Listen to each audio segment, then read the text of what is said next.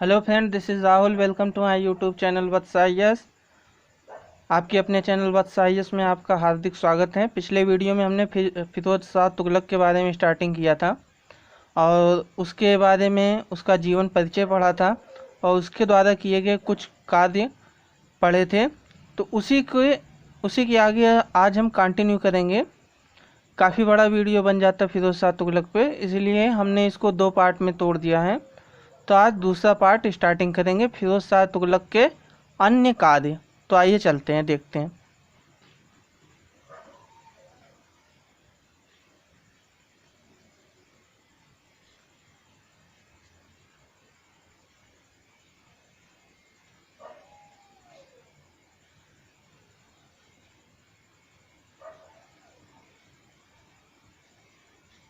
फिरोज शाह तुगलक के अन्य कार्य। फिरोज शाह तुगलक ने और कौन कौन से काम किए थे उसके बारे में देख रहे हैं। फिरोज शाह तुगलक ने सिंचाई के लिए बहुत सारी नहरों का निर्माण कराया था। कुछ के नाम इस प्रकार हैं: सतलज नहर, यमुना नहर। तो ये सब नहरें जो हैं आज भी कार्य प्रणाली में लागू हैं। इनसे आज भी कार्य लिए जाते हैं, सिंचाई की जाती हैं। ठीक है, नहरों का निर्माण कराया था जिससे कृषि की उन्नति हुई। और इसके अलावा बंजर भूमि से जो आमदनी प्राप्त होती थी, फिरोज शाह तुगलक उसको शैक्षिक कार्यों में खर्च करता था। मतलब कि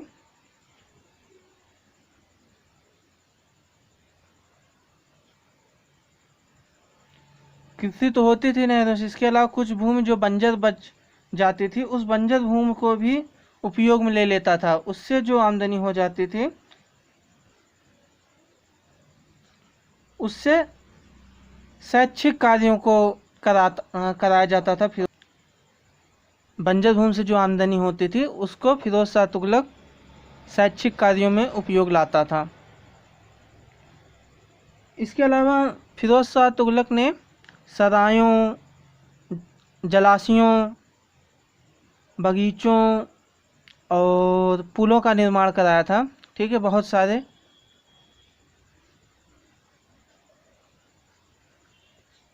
सराय, जलाशय,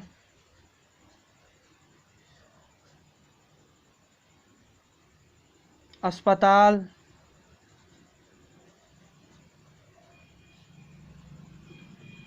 बगीचे। कहा जाता है करीब 1200 बगीचे लगवाए थे फिरोज शाह तुगलक ने। इसके अलावा पुलों का निर्माण कराया। ठीक है, तो आप देख रहे हैं इंफ्रास्ट्रक्चर में काफ़ी ज़्यादा योगदान दिया फिरोज शाह तुगलक ने। कई चीज़ों का निर्माण कराया अपने कार्यकाल में। आगे चलते हैं। फिरोज शाह तुगलक ने एक विभाग बनाया, दीवाने खैरात। क्या विभाग का नाम है? दीवाने खैरात।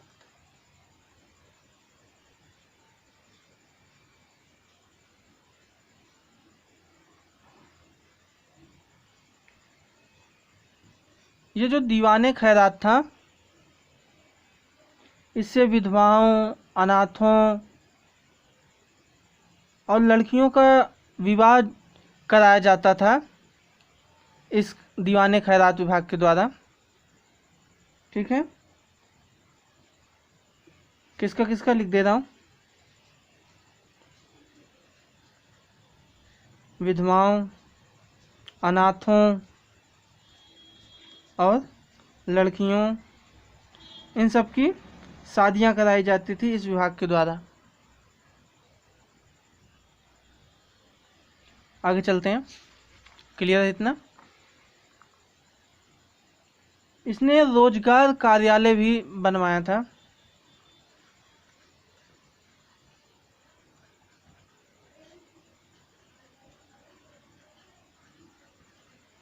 ठीक है, रोजगार कार्यालय बनवाया था फिरोज शाह तुगलक ने, जिसके द्वारा लोगों को रोजगार देने की प्रक्रिया होती थी।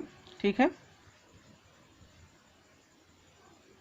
रोजगार, नौकरी। ठीक है, ये सब देने का कार्य किया जाता था फिरोज शाह तुगलक के टाइम पे रोजगार कार्यालय के द्वारा।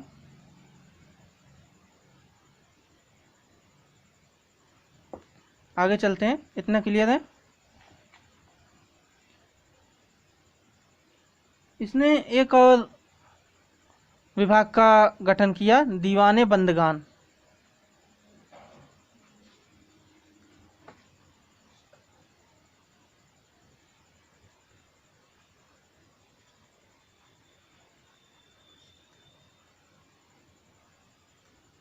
इस दीवाने बंदगान विभाग से दासों की देखभाल की व्यवस्था किया।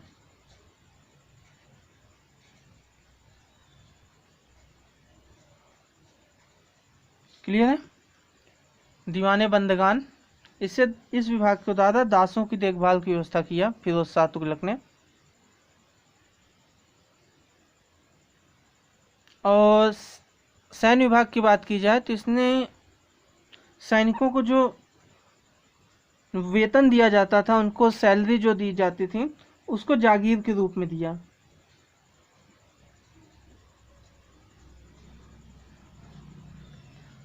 अलाउद्दीन के टाइम पे मैंने बताया था कि उसने नगद वेतन की प्रणाली लागू की थी, लेकिन फिरोज शाह तुगलक ने फिर से जागीर के रूप में वेतन देना स्टार्ट कर दिया। और सेना के जो उच्च पद होते थे उसको फिरोज शाह तुगलक ने वंशानुगत बना दिया। मतलब कि अगर किसी पद पे कोई व्यक्ति है तो उस पद पे अब अगला व्यक्ति जो आएगा वो उसी व्यक्ति का पुत्र होगा, ठीक है, दूसरा कोई नहीं आएगा। सैन्य पदों को वंशानुगत बना दिया, किसने? फिरोज शाह तुगलक ने। क्लियर है? लिख दे रहा हूँ।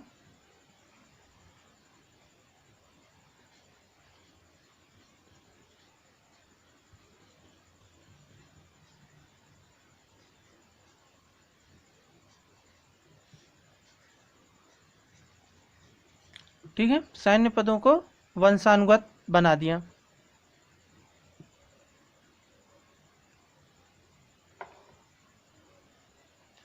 तो क्लियर है इतना? आगे चलते हैं। और फिरोज शाह तुगलक ऐसा पहला राजा था जिसने ब्राह्मणों पर जजिया कर लागू किया। और हिंदुओं के लिए एक शब्द यूज करता था, ये जिम्मी।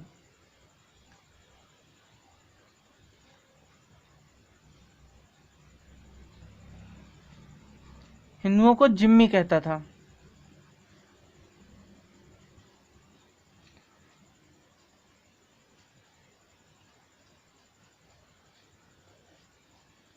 जजिया कर, ब्राह्मणों पर जजिया कर लागू करने वाला पहला शासक फिरोज शाह तुगलक ही था। ठीक है, तो इतना क्लियर है। आगे चलते हैं।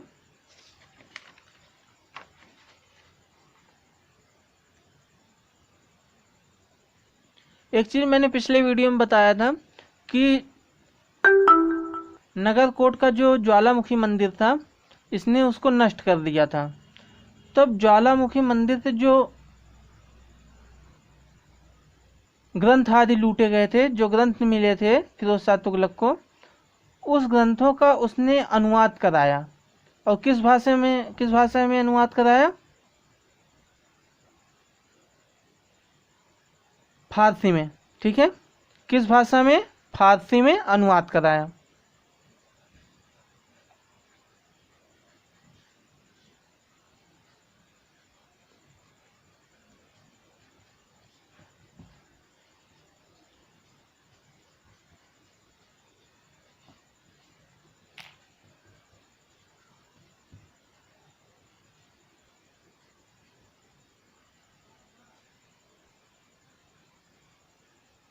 ठीक है, जो ज्वालामुखी मंदिर के ग्रंथ थे उसका अनुवाद कराया फिरोज शाह तुगलक ने।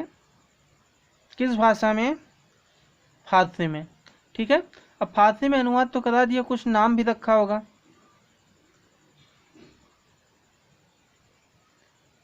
कुछ नाम भी रखा होगा ना उसने, तो नाम क्या रखा था? दलायते फिरोज शाही।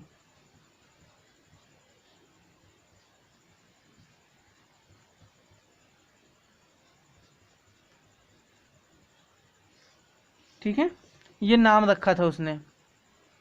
जो ग्रंथ ज्वालामुखी मंदिर से मिले थे उन ग्रंथों को फारसी में अनुवाद कराया फिरोज शाह तुगलक ने और उसको नाम दिया दलायत फिरोज शाही। क्लियर है, आगे चलते हैं। और इसके बाद एक चीज़ और बता दूं, फिरोज शाह तुगलक ने अपनी आत्मकथा भी लिखी थी और खुद से लिखी थी। ठीक है, उसका नाम जो रखा था फिरोज शाह तुगलक ने अपनी आत्मकथा का, उसका नाम रखा था फतुहाते फिरोज शाही। क्या नाम रखा था? फतुहाते फिरोज शाही। लिख दे रहा हूँ।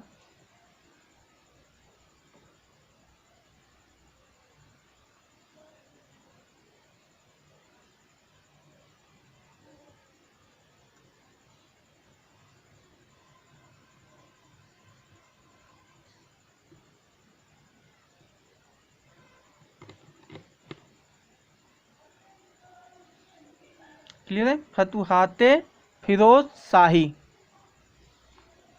ये क्या है? फिरोज शाह तुगलक की आत्मकथा।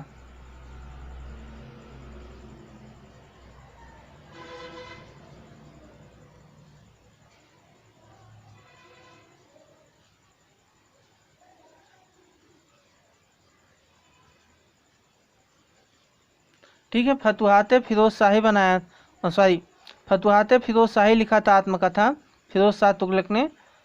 और ये आत्मकथा खुद के द्वारा लिखी थी फिरोज शाह तुगलक ने। ठीक है, फिरोज शाह तुगलक की आत्मकथा थी ये। तो क्लियर है इतना, आगे चलते हैं।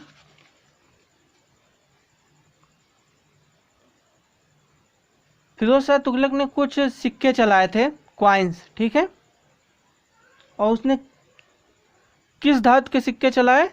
तांबा और चांदी के। ठीक है, कॉपर और सिल्वर के। फिरोज शाह तुगलक ने सिक्के जो चलाए किस धातु के चलाए? तांबा और चांदी के। और इसको क्या कहा गया? अद्धा और बिख नाम दिया गया।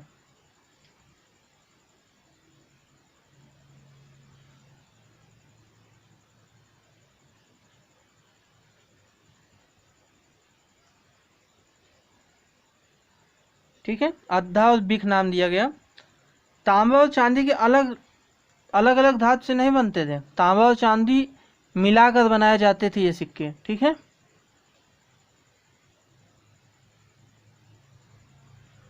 और फिरोज शाह तुगलक ने एक 6 जीतल का सिक्का चलाया।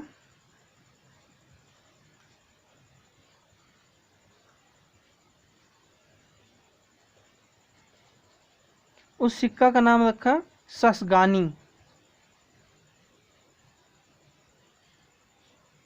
ठीक है, ससगानी नाम रखा उसने। 6 जीतल का सिक्का होता था ये। और 1388 में फिरोज शाह तुगलक की मृत्यु हो गई।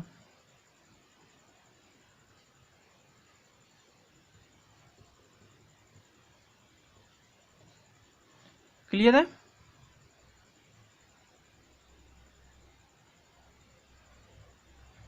फिरोज शाह तुगलक को मध्यकालीन भारत का पहला कल्याणकारी निरंकुश शासक कहा जाता है। यह चीज़ मैंने पिछले वीडियो में बता दिया था आपको। ठीक है, ऐसा राजा जो कि निरंकुश तो था ही, लेकिन निरंकुश होने के साथ साथ कल्याणकारी भी राजा था। ठीक है, कौन? फिरोज शाह तुगलक। हेनरी इलियट और एल्फिंस्टन ने इसको मध्यकालीन भारत का अकबर कहा है। किसने? हेनरी ने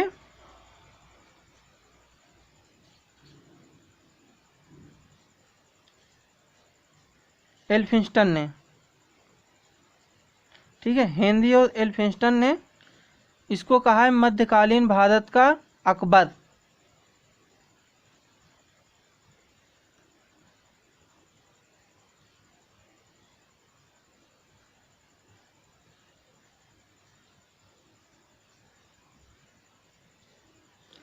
ठीक है, मध्यकालीन भारत का अकबर कहा है। किसके लिए ये शब्द यूज हुआ है? फिरोज शाह तुगलक के लिए।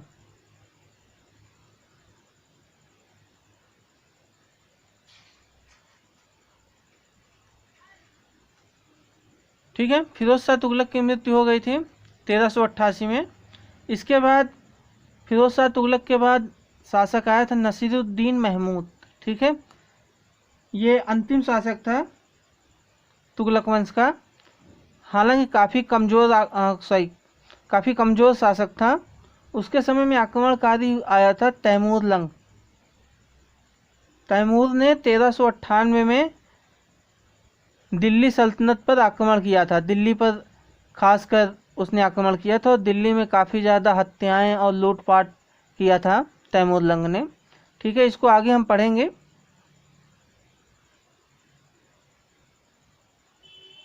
और फिरोज शाह तुगलक की मृत्यु के बाद नसीरुद्दीन महमूद बना था शासक, ये बता दिया मैंने आपको।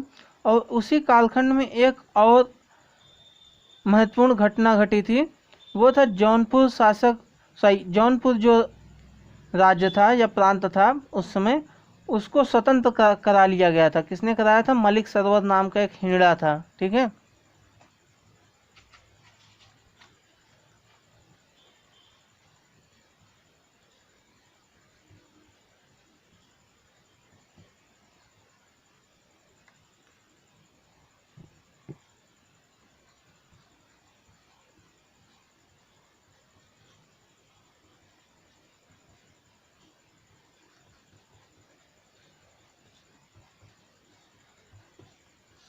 ठीक है, मलिक सरवर ने जौनपुर नामक प्रांत को स्वतंत्र घोषित कर दिया था।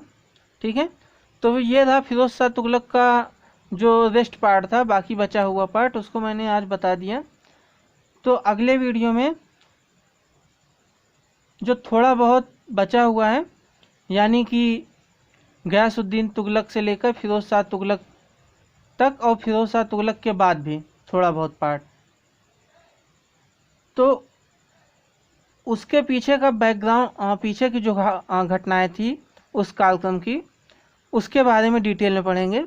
ठीक है, हालांकि वो मेंस को कवर करेगा, प्री को नहीं कवर करेगा। प्री के लिए इतना काफ़ी है जितना मैंने बता दिया है। ठीक है, तो आज के लिए इतना ही। वीडियो देखने के लिए एक सेकंड में आपको बता देना चाहूँगा, अगर आप इस चैनल पर नए हैं प्लीज़ आप इस चैनल को सब्सक्राइब कर दीजिए। ठीक है, वीडियो देखने के लिए आपका बहुत बहुत धन्यवाद।